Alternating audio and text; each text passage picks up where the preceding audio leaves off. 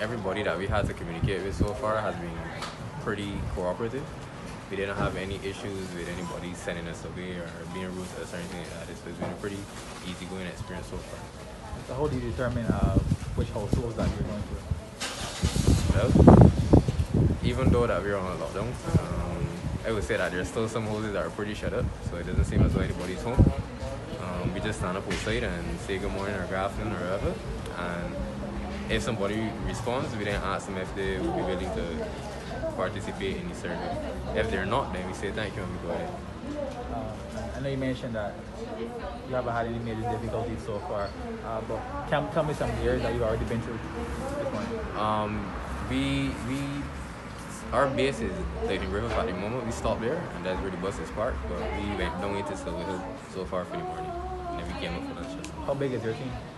My team consists of 11 persons, well, 12 persons, including our supervisor from the BDF and myself.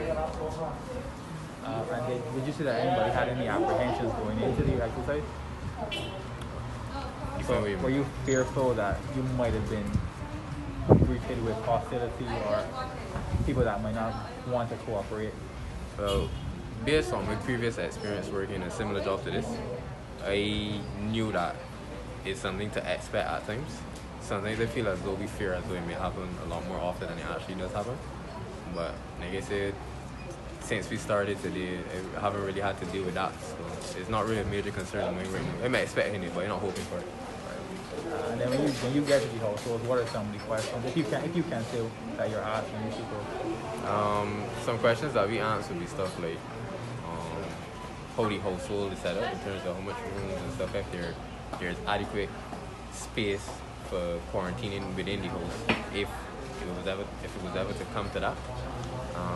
We also just check around to see if there are any like open like buckets or old cars, anything around the property, to see if it would be a possible breeding ground for mosquitoes and what's not.